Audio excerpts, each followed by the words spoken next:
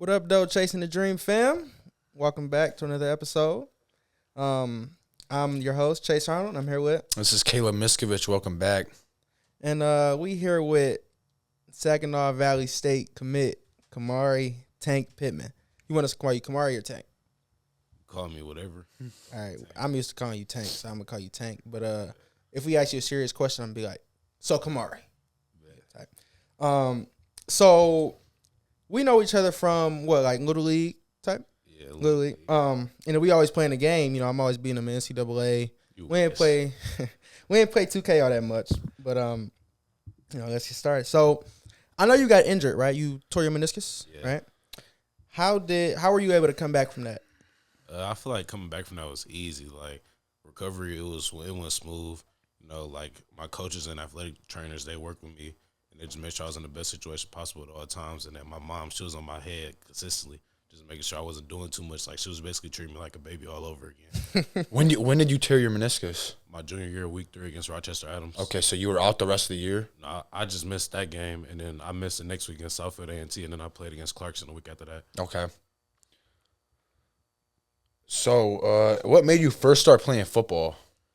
Just seeing my older brother play, like that was really like my motivation because I looked up to him as well as seeing, like just basically just being around it as a young kid. Like as a young kid, you just inspired about everything that's around you, and then just having that around me, it was just basically my motivation. Yeah. Did your brother play anywhere? Yeah, he played at Defiance College. It's an NAIA, I'm pretty sure. Okay. What Little League team did you play for? I played for Detroit Spartans. Okay. Trash. What was the first sport you liked? It was football. Football? It's really been the only real sport that I grew like attachment to, that, and then track. I did that for like 2 years. Yeah. You ran track? Nah, I wasn't running. You I was threw throwing. it? Yeah. I ran the 60 though, because in order to throw, you had to run the 60. Yeah. Was football like your first sport you fell in love with? Yeah. Yeah. Most definitely. Yeah. What's like you could say name 4 coaches that have had the biggest impact on your life? It's a lot of coaches, man. Honestly, the whole Detroit Spartans staff, because I wouldn't be here today without them. But I say a specific 4. I say definitely Coach Marion. That was my first ever head coach for the Detroit Spartans. I got to go my head coach, Coach Hilbert's now. He just influences me in ways that I wouldn't have ever been influenced before. You got to go Coach Ron. He believed in me, like, ever since the get-go, just making sure I had the best future ahead possibly, just pushing me to be better every moment. And then last, I got to go Coach Griff. That was, like, the guy at the Spartans. Like, everybody in Little League at the time knew about Coach Griff because that was when they had, like, that slogan where it was, like, the 70-3 Spartans or the 50-3 Spartans. It was something of that sort. Okay. Okay. So I know you're a D lineman, right? Yes, sir. Have you always played D line? Yeah, I played D-line, O-line, and I played, like, a little bit of tight end and fullback, like, in power packages. Okay. So that was the first, like, position you ever played? No, it was actually O-line. Oh, you played O-line first? Yeah. Okay. You committed to SVSU to play D-line, right? Yes, sir. What made you go to West Bloomfield out of the schools, because I feel like there's a lot of other better schools, but I want to hear, Honestly, the competitiveness and the way that they welcome you with open arms, like in the competitive aspect, like the OA Red, like it's known for having like teams in the playoffs making that far runs like week in and week out. Like you got a chance to win or lose week in and week out. Like as a kid growing up playing ball in Detroit, of course you want to go to Cass or King, but like I want to be different. Like I want to have a chance where I actually face adversity. Like you have like Cass and King where it's basketball numbers in a football game. Like it'd be like 70-3. Like I don't want to play in those games because at the end of the day, like I'm gonna be done second half. Yeah, that's like PSL schedule. So I get that. What is your game day routine? What do you be doing on game days to get prepared, get ready? Honestly, it's just taking a lot of mental reps basically. Like I at like 4:00 every Friday, I go down there and I ground. So I'm just out there walking on the field barefooted, like end zone to end zone. I stop after 50 yards. I just sit there and visualize the plays and just come into like inner peace with myself. What's your favorite celebration after a sack? I'm not really a celebrating guy. Like, really? I'm one of those that get up, scream, and then just go on to the next play. It's cool. What's the top 4 best high schools you've played throughout your high school career? I gotta one. I gotta go that Southfield A&T state championship team. Like they had those guys, even though we got the best of them the first game. They got the best of us the second game. Although I feel like we definitely should have won that game, but like, hey, God has mysterious plans for everyone. Like, I don't know. And I have to go that Clarkson team that year as well. Like, they had Desmond Stevens, Brody Coles, and like those are two guys that changed the game dramatically just by them just being on the field. 3. Oh, I have to go to that CC team from my junior year, so last year. So I have to go them due to the fact that like they was just big up front, strong up front. You probably could vouch for that. you go against them. Last, you could throw any Rochester Adams team on there. They just overly disciplined. Like they had those small guys to go out there and go get things done. Right. Yeah. I can vouch. CC, they're okay. I mean, we haven't beat them in the past 9 years. That's changing in 2026. But I mean, you know, they're okay. Got you to get your get back next year, Chase? Not sure. We are going to get back this year, but you know. How important is the mental aspect of the game to you? What does it mean to you? Yeah, it's very important. Like as especially as a defensive player, like you mess up one time, like that could be the play where it's a touchdown. While on offense, you have like 3 more attempts. Like on defense, you got a short term memory. Like say for instance, like you step wrong, nah, it's a big old run, or it's a big old pass. Like if you let that hunt you for the rest of the game, you're gonna be all in your head. Like, oh yeah, now I gotta do this, now I gotta do that. But as long as you stay focused and then keep your head on the swivel, you're gonna be good. Yeah, same thing. Like you DB, you get fried, Thanks. touchdown, you come back, catch a pick, that might seal the game. No, I feel that for sure. If you have your head down, that pick might not happen. Yeah, All in your head, like nah, I gotta catch this, now I gotta do this, now I gotta do that. Yeah. If you really think about it, same thing with life. Like NCAA, you throw a pick, okay, boom, short memory, then you go throw a touchdown. Like I'm gonna win regardless, but you know, you got to come back. You play me though. You throw a lot of the picks though. Okay, so when did the recruiting process start for you? It really started my senior year, like around the showcase, the national showcase in May for your high school, because like that's when I got my first offer. Like I've been recruited previously before that, but like I got my first offer from Wheeling College. It's a Division II school in West Virginia. Okay. So what made you go to SVSU? Like what stood out? It was really just like the culture and what they had there. Like when I had went to the game versus Ferris, I knew for a fact I'm like, oh yeah, this home. But like I didn't have an offer at the time, and then like they basically just kept in contact with me. And then like the head coach, he had got fired, and then the new head coach, they came in, they welcomed me with open arms. Then like at first, I didn't know what I was gonna do. At first, I had planned on committing to Hope College that same week because I was supposed to go on my OV to Hope College that week.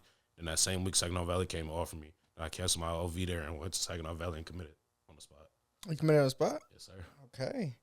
All right. Khamari. So, look. So, you're going to a top D2 school, right? Yes, sir.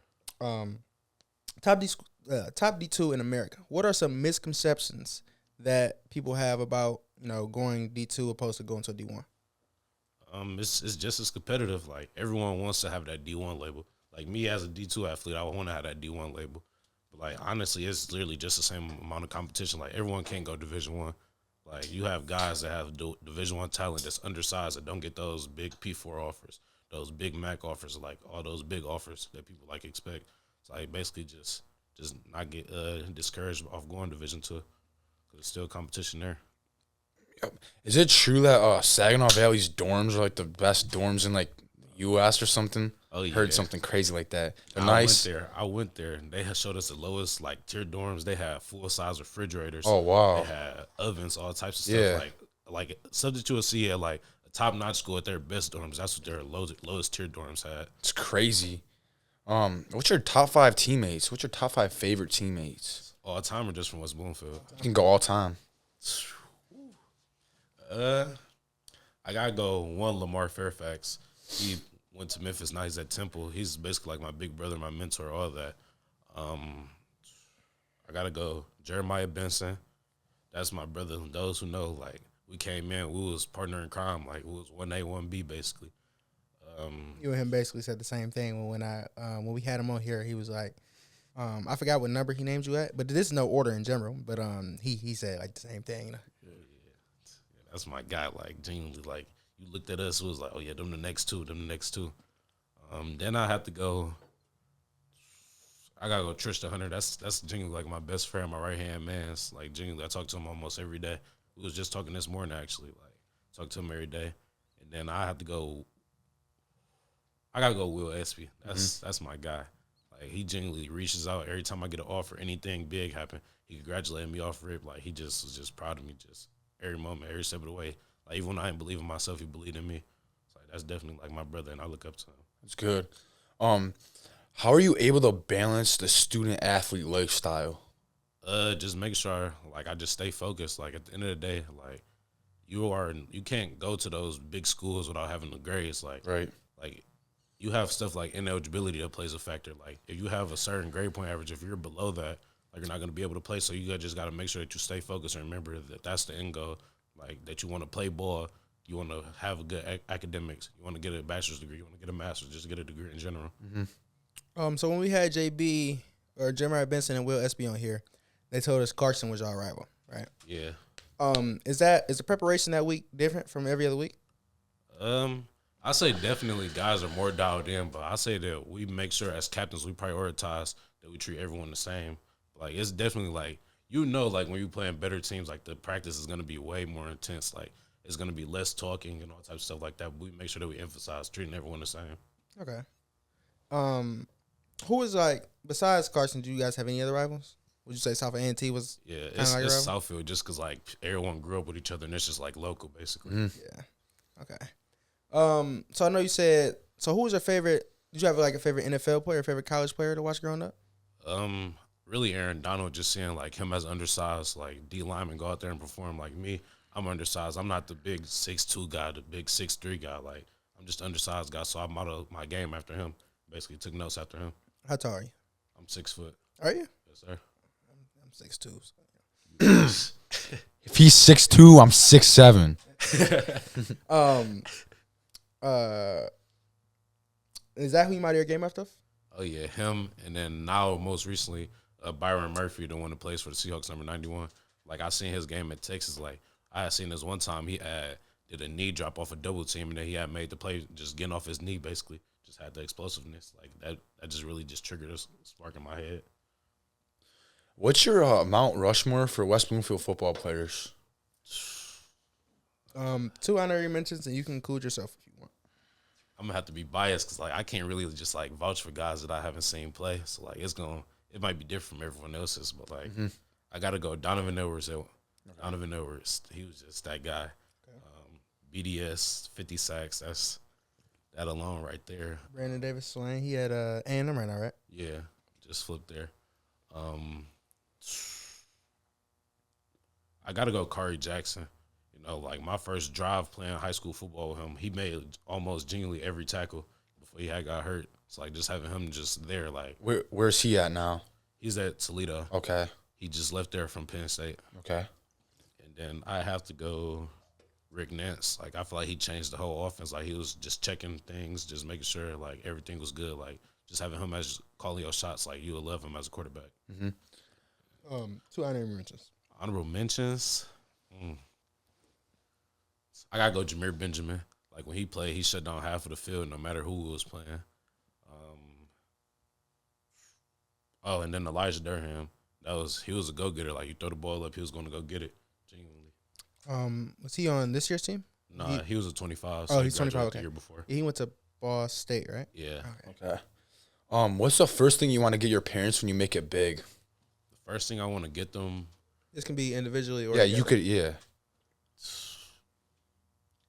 Probably just get them a nice house where they just chilling, don't have to worry about nothing, in a good neighborhood, don't have to pay no bills or nothing. That's good. So I know he just asked, what's the first thing you want to get your parents? What's the first thing you want to get yourself when you make it big? Probably a house as well. A house by the water. Just have that great scenery. Like when the sun sets, just go out there, just chill on the balcony, just watch it with my family. It's cool. So I know you're a pretty humble guy, but are you, because, you know, a lot of D linemen from West Bloomfield are heavy hitters. Yeah. Are you a top 3 D lineman coming out of West Bloomfield? Oh, yeah, definitely. I definitely believe so. Like, I feel like I'm one of those guys who. What's your top 3? Keep going, though. But. All right. I definitely feel like I'm one of those guys who get, like, underappreciated. Like, I'm one of those guys who sit there, takes on the doubles and triple teams. Like, even though I might not be producing the most, statistically wise, but I'm producing the most value wise, just for the fact that like I'm drawing all this attention basically.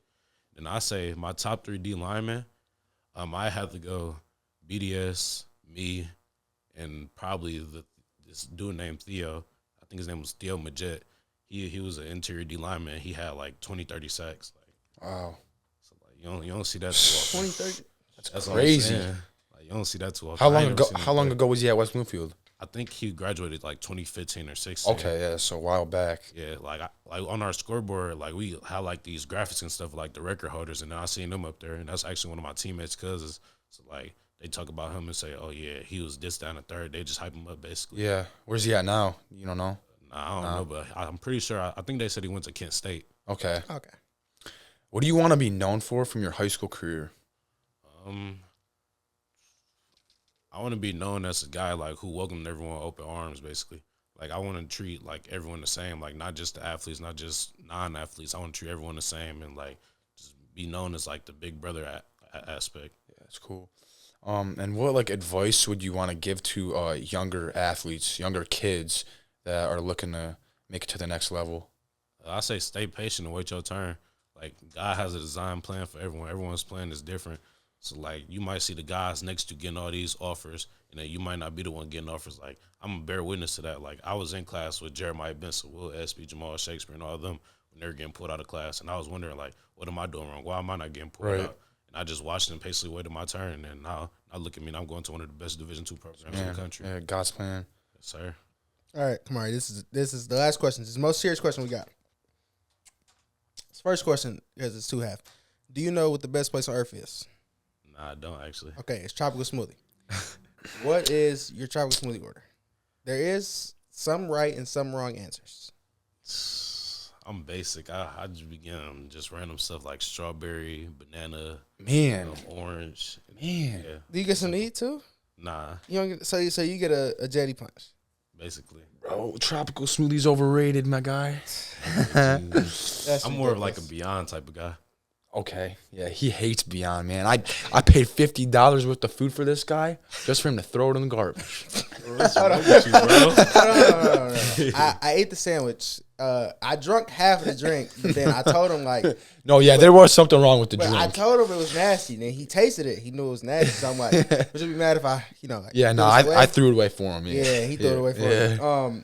That's real. Yeah, I mean it was because it was bad. I don't even remember what I got. I don't think I'm gonna go back though, but got to. I'm gonna try. Sorry. Thank you for coming on. We always end with 2 claps and a Ric Flair. You know what a Ric Flair is, right? Yes, sir. Okay. See, yeah, I've only noticed West Bloomfield football players know what a Ric Flair is. Because we actually do that going down. Coach Ron, Coach Donut, like he actually be like, let me get 2 claps in the Ric Flair. Yeah. Because we had like a couple other dudes like Donovan Triplett from Western. He didn't know what it was. I didn't know what it was either. So I don't know. I thought it was maybe only football players knew what it was. No. Donovan didn't know what it was. Ric Flairs are very common. That might just be a Western thing that you guys don't know. Maybe. I don't know. All right. So on a 3, 2, 1 count, we can do it. All right. 3, 2, 1. Woo!